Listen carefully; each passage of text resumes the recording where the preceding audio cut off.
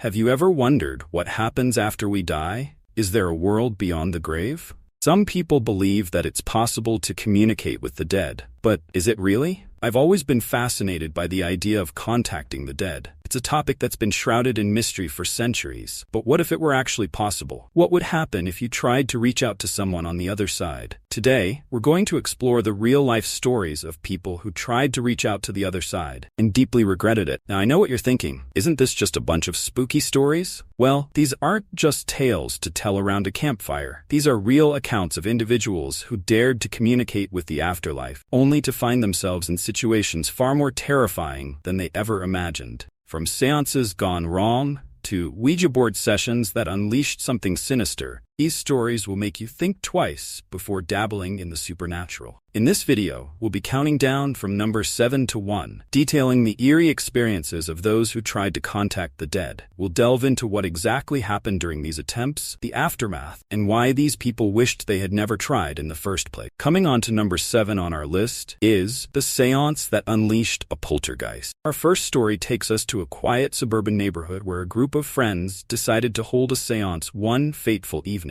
They were curious, excited, and perhaps a bit skeptical about the existence of spirits. Little did they know, their curiosity would lead to a series of events that would haunt them for years to come. It all started innocently enough. The group gathered around a table, lit candles, and held hands, following the instructions they had found online. They called out to any spirits that might be present, asking for a sign. At first, nothing happened, and they began to feel a bit foolish. But then, the temperature in the room dropped suddenly, and the candles flickered violently. Cold breeze swept through the room, despite all the windows being closed. One of the friends, a young woman named Sarah, felt a sharp pain in her chest and gasped. She claimed she could hear whispers, though no one else could. The group, now thoroughly spooked, decided to end the seance. They blew out the candles and turned on the lights. The strange occurrences didn't stop there. Over the next few days, Sarah's home became the epicenter of unexplainable phenomena. Objects moved on their own, doors slammed shut, and eerie footsteps echoed through the halls at night.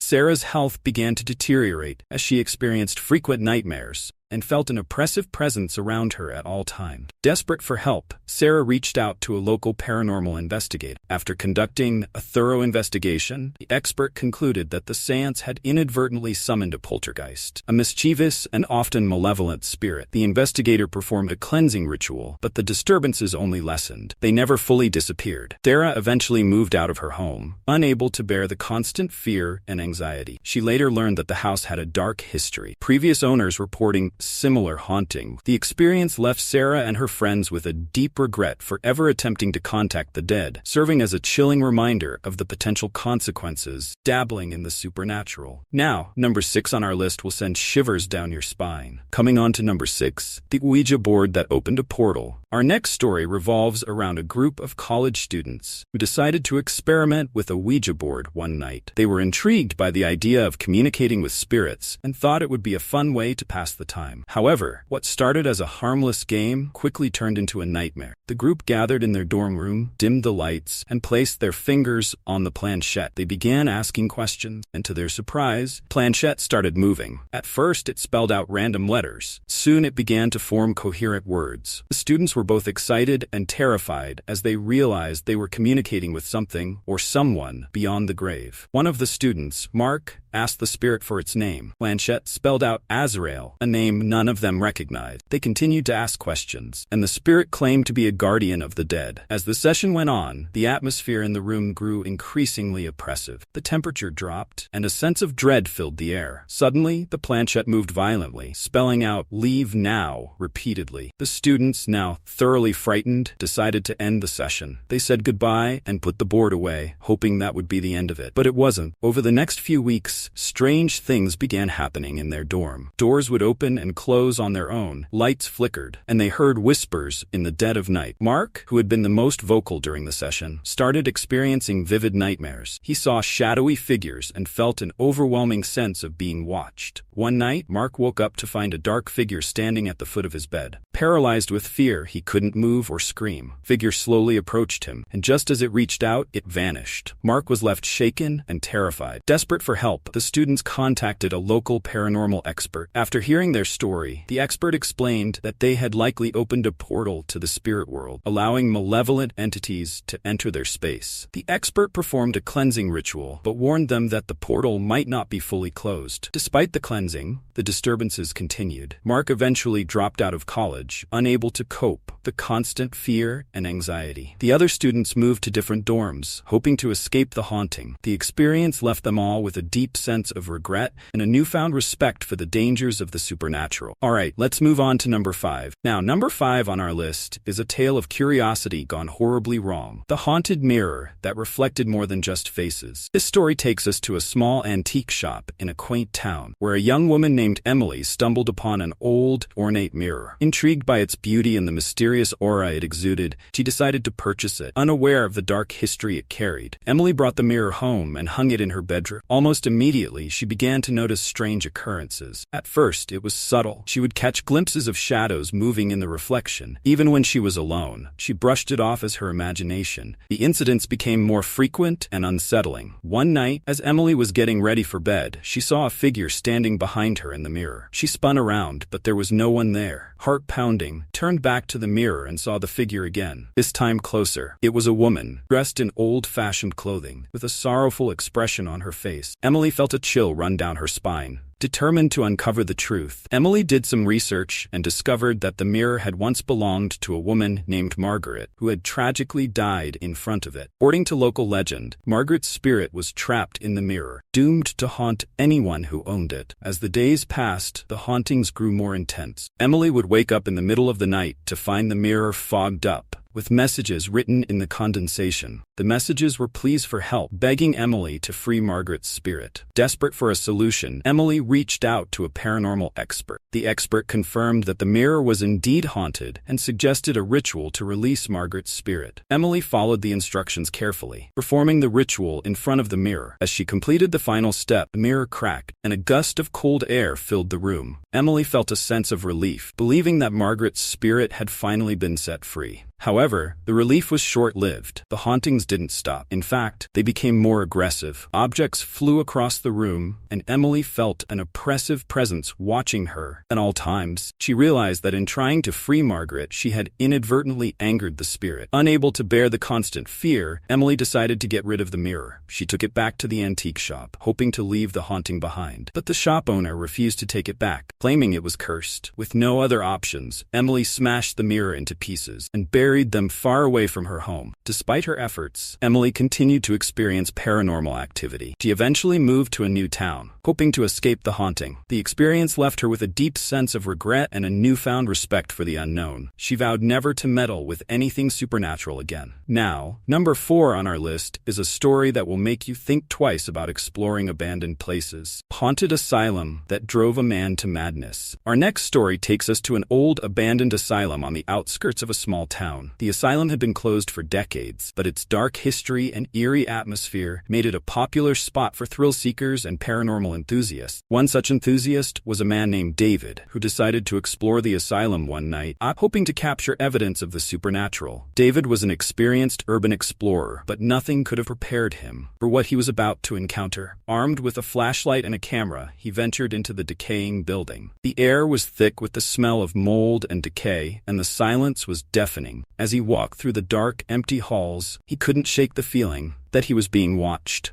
Began to hear faint whispers and footsteps echoing through the corridors. At first, he thought it was just his imagination. The sounds grew louder and more distinct. Determined to find the source, David followed the noises to a room at the end of the hall. Inside, he found an old, rusted wheelchair and a series of disturbing drawings on the walls, depicting scenes of torment and suffering. As he examined the room, David felt a sudden chill and saw a shadowy figure standing in the corner. The figure moved towards him, and David's flashlight flickered and died. Panicking, he fumbled for his camera, hoping to capture the apparition. But before he could take a picture, the figure vanished, leaving David in complete darkness. Terrified, David decided to leave the asylum, but as he made his way back through the halls, the whispers and footsteps followed him. He felt an overwhelming sense of dread and the sensation of being touched by unseen hand. By the time he reached the exit, he was in a state of sheer panic. David's experience at the asylum left him deeply traumatized. He began to suffer from severe anxiety and paranoia. Convinced that the spirits he encountered had followed him home, he experienced vivid nightmares and hallucinations, seeing the shadowy figure everywhere he went. His mental health deteriorated rapidly, and he became a recluse, afraid to leave his house. Desperate for help, David sought out a paranormal expert. The expert conducted a thorough investigation and concluded that David had indeed encountered malevolent spirits at the asylum. They performed a cleansing ritual, but it provided only temporary relief. The hauntings continued, and David's condition worsened. Eventually, David was admitted to a psychiatric hospital, unable to cope with the constant fear and torment. The experience left him a broken man, a stark reminder of the dangers of exploring places with dark history. His story serves as a cautionary tale for anyone tempted to seek out the supernatural. Coming on to number 3, the spirit board that summoned a vengeful ghost. This story centers around a group of teenagers who decided to play with a spirit board one Halloween night. They were looking for a thrill and thought it would be fun to try and contact a spirit. Little did they know, their game would unleash something far more sinister than they could have ever imagined. The group gathered in an old, abandoned house rumored to be haunted. They set up the spirit board in the living room, lit candles, and began the session. At first, nothing happened, and they started to lose interest. But then, the planchette began to move, spelling out the name Evelyn. The teenagers were both excited and scared, eager to learn more about the spirit they had contacted. They asked Evelyn a series of questions, and she responded by spelling out words and phrases. The atmosphere grew tense as the answers became more disturbing. Evelyn claimed to have been murdered in the house and demanded justice. The teenagers, now thoroughly spooked, decided to end the session. They said goodbye and put the board away, hoping that would be the end of it. However, the spirit of Evelyn was not so easily dismissed. Over the next few days, the teenagers began to experience terrifying phenomena. They heard disembodied voices, saw shadowy figures, and felt an oppressive presence around them. One of the teenagers, Lisa, started having vivid nightmares, in which she saw Evelyn's murder in gruesome detail. Lisa's health began to deteriorate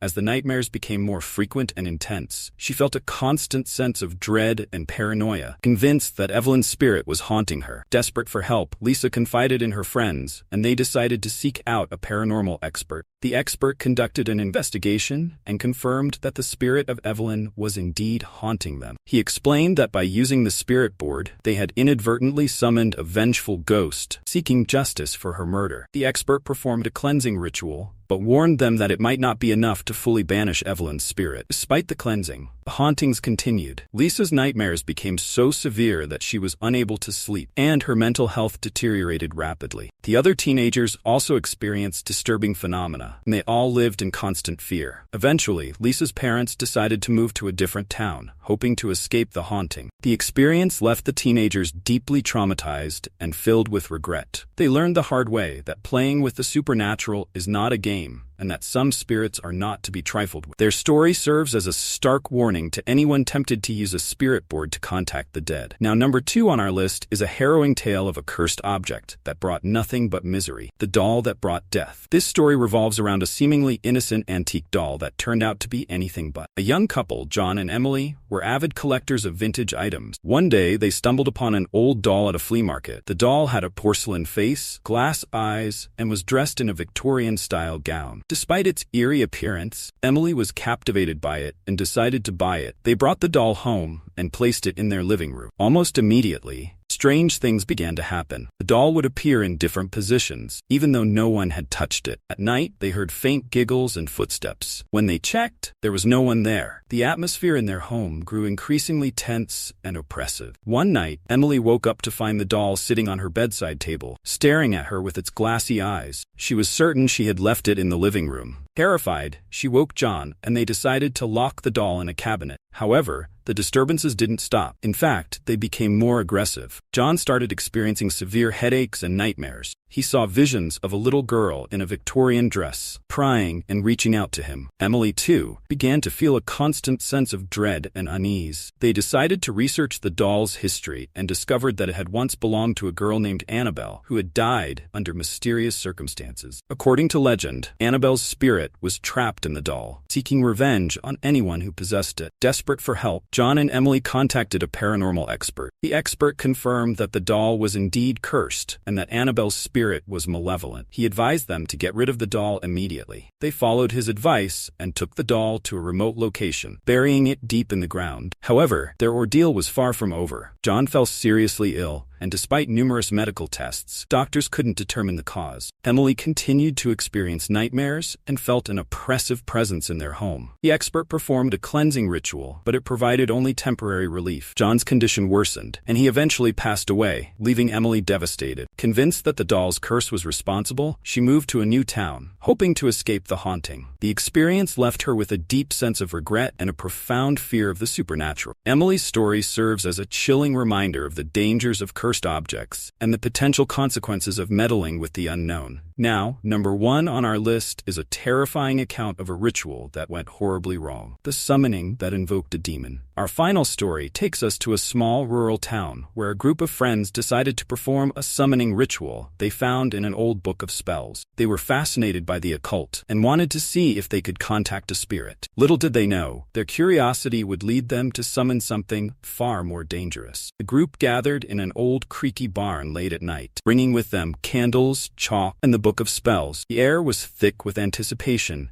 and a hint of fear as they drew a large circle on the floor and placed candles around it, following the instructions meticulously. The spell they chose was supposed to summon a benevolent spirit, but they made a critical mistake. They mispronounced one of the incantations. As they chanted the spell, the atmosphere in the barn shifted dramatically. The temperature plummeted, and an unnatural silence fell over them. The candles flickered violently, casting eerie shadows on the walls. Suddenly, candles went out, plunging them into complete darkness. The only sound was their own ragged breathing, until a low, guttural growl echoed through the barn, sending chills down their spines. One of the friends, Alex, felt a sharp, searing pain in his chest and collapsed to the ground. His friends, paralyzed with fear, watched in horror as his body convulsed. The air grew thick with a sense of malevolence, and they could feel an oppressive presence closing in on them. Desperate to save Alex, they tried to drag him out of the barn, but the darkness seemed to press in on them from all sides. As they struggled to carry Alex, they saw a shadowy figure materialize in the corner of the barn. Its eyes glowed a sinister red, and it seemed to grow larger and more menacing with each passing second. The friends could feel its malevolent gaze piercing through them, filling them with an overwhelming sense of dread. They knew they had to get out. The figure blocked their path, its presence suffocating. In a desperate bid for survival, they managed to push past the figure and burst out of the barn, bearing Alex to the nearest house. They called for an ambulance, their voices trembling with fear. Alex was rushed to the hospital, where doctors fought to stabilize him. He remained in a coma for several days, and when he finally woke up, he was a changed person. Alex spoke of horrific visions and an overwhelming sense of evil. He claimed that a demon had attached itself to him during the ritual and was tormenting him relentlessly. His friends, still shaken by the encounter, sought the help of a renowned demonologist. The demonologist confirmed their worst fears. They had indeed summoned a demon, and it had latched onto Alex. The exorcism that followed was a harrowing ordeal. Alex screamed and convulsed as the demon fought to maintain its hold on him. The air crackled with tension, and the room seemed to darken as the demonologist chanted ancient incantations. After several hours of intense struggle, the demon was finally banished, leaving Alex exhausted and traumatized. Despite the successful exorcism, Alex's life was forever changed. He suffered from severe PTSD and struggled to return to a normal life. His friends, too, were haunted by the experience, plagued by nightmares and a constant sense of unease. The demonologist warned them never to attempt such rituals again and to stay away from the occult. The friends, filled with regret and fear, vowed to heed his advice. Their story serves as a powerful warning about the risks of dabbling in the occult and the potential consequences of summoning entities beyond our understanding. Well, that was a terrifying journey into the unknown. I'm still shaken by the experience of trying to contact the dead. It was a scary and life-changing ordeal that I'll never forget. I hope these stories serve as a warning to others. Please be careful. The supernatural is not to be trifled with. If you've ever had a similar experience, please share it in the comments below. I'd love to hear your stories, and if you enjoyed this video, please give it a thumbs up and subscribe for more content like this. I'll be uploading new videos every week. Thanks for watching.